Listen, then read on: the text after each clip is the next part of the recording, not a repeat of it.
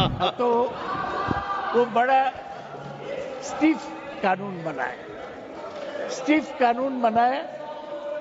मैं चाहता हूं कि ये बिल को एक जॉइंट सिलेक्ट कमेटी में भेजा जाए।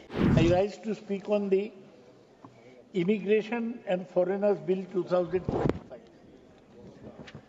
ये बिल मार्च 11, 2025 में इंट्रोडक्शन किया गया था। उस समय मैं इंट्रोडक्शन को विरोध किया, मनीष तिवारी भी इंट्रोडक्शन का विरोध किया, और उसके कुछ दिन बाद ये बिल हमारे सामने आया।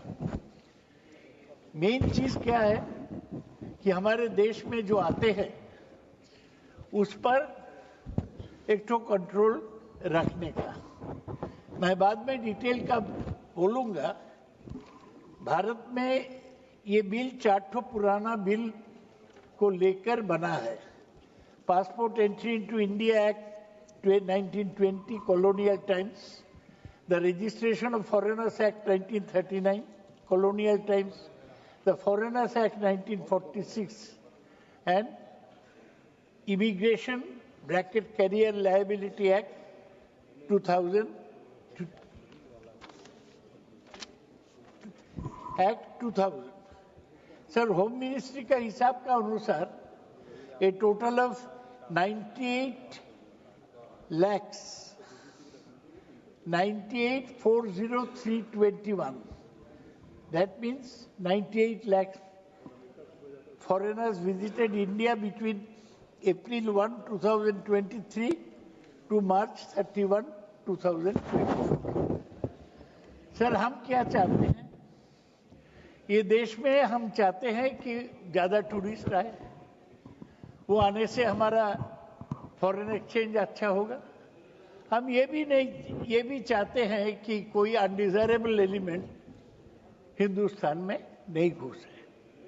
Main thing is to have a balance, संतुलन होना चाहिए।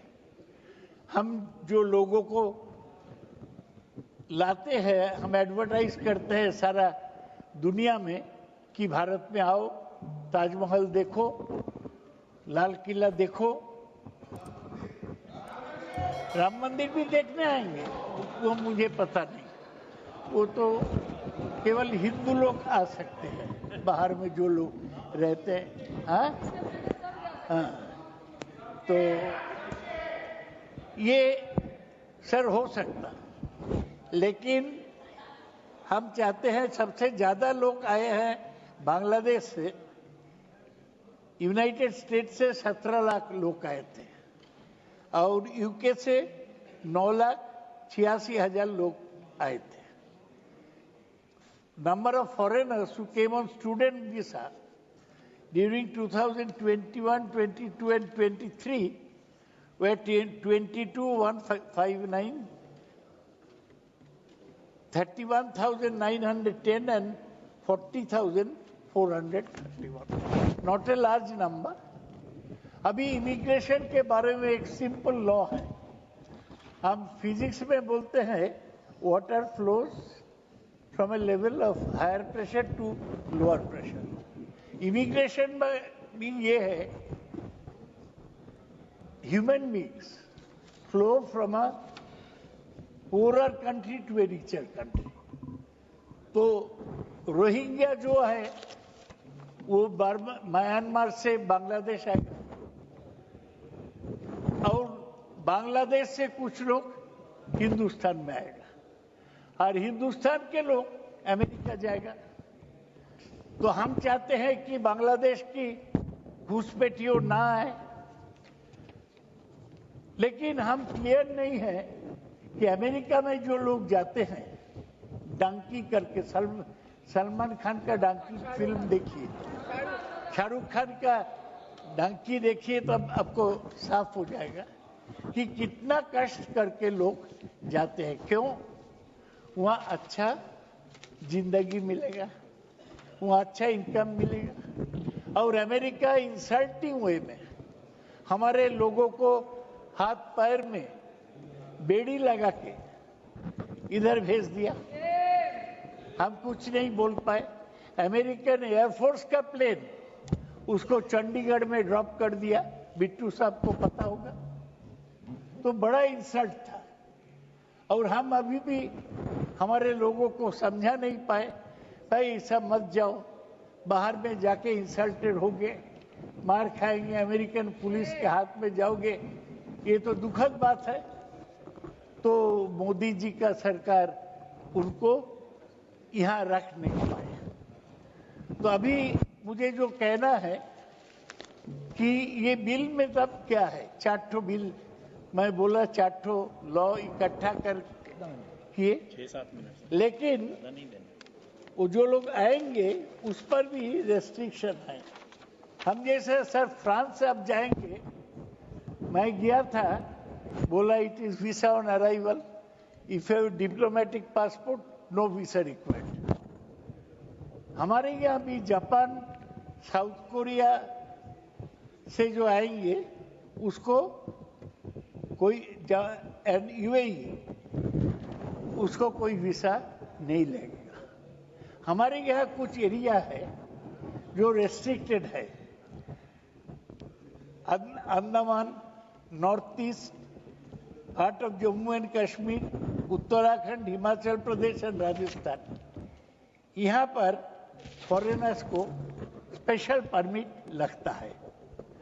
तो हम भी रेस्ट्रिक्ट करने का कोशिश, एक तरफ हम बुलाते हैं आओ आओ भाई, और दूसरी तरफ हम बोला यहाँ तुम नहीं जा सकते। तो इसमें जो मनीष तिवारी बोला, इसमें संतुलन होना चाहिए। और मेरे ख्याल में अमित शाह जी का पर्सनालिटी भी ऐसा है, तो वो बड़ा स्टीफ कानून बनाए, स्टीफ कानून बनाए। मैं चाहता हूं कि ये बिल को एक जॉइंट सिलेक्ट कमेटी में भेजा जाए, जैसा मनीष तिवारी सजेस्ट किया है। थैंक यू ऑनरेबल ताकि मेंबर। सर एक मिनट हो जाएगा। आप क्यों ऐसा है, आप असम के हैं, हम बंगाल के हैं, हम तो पड़ोसी हैं। तो अंत में मुझे यही कहना कि नया कुछ नहीं हुआ। एक मिनट सर, वो जो सर बार बार आप बंगाल असम बोलते हैं। एक मिनट सर, अभी बोलता है सर, एक मिनट सुन लीजिए ना, आप भी सुनिए, जरूरी बात है। सुनिए। बंगाल असम बार बार बोलता है, असम का और बंगाल का सिचुएशन को भी समय मिलेगा तो कंपैरिजन कीजिए। तो एक दूसरे को तो मदद करना चाहिए। हाँ, हाँ। तो सर अभी बोलता है जो आएंगे उसको पासपोर्ट और वीसा चाहिए, नया इमिग्रेशन पोस्ट होगा, हो गया, और एक तो ब्यूरो ऑफ इमिग्रेशन बनेगा जो पहले नहीं था। और जो 2 डाउटफुल सब्जेक्ट है, एक है वो एजुकेशनल इंस्टीट्यूशंस एंड यूनिवर्सिटीज, इन लोगों का कंपलसरी है कि सरकार को बताएगा अगर फॉरेन से कोई आया। एक तरफ से ये अच्छा है, thank you sir, thank you. Foreigner आते हैं अफ्रीकन कंट्रीज से। Thank you sir. वो कल का सर सुनिए ना, एक minute sir, honourable member sir, ये बहुत जरूरी। वो आते हैं, वो हमारा कलकत्ता में आके फुटबॉल खेलता है 200-500 रुपये से, और फिर कहाँ पहुंच जाते पता नहीं। तो उनको रेस्ट्रिक्शन होना चाहिए। Thank you. लेकिन ये भी तो चाहिए कि फॉरेन स्टूडेंट्स हमारे यूनिवर्सिटी में पढ़े, हमारे यूनिवर्सिटी का स्टैंडर्ड थोड़ा अच्छा हो। हमारे लोग Oxford, Cambridge, California, Harvard, Princeton में जाते हैं, तो बाहर के लोग नहीं आएंगे क्यों? Thank you honourable member. Shah ji जो कानून बना रहे हैं, ऑनरेबल मेंबर श्रीमती कानी मुझे जी।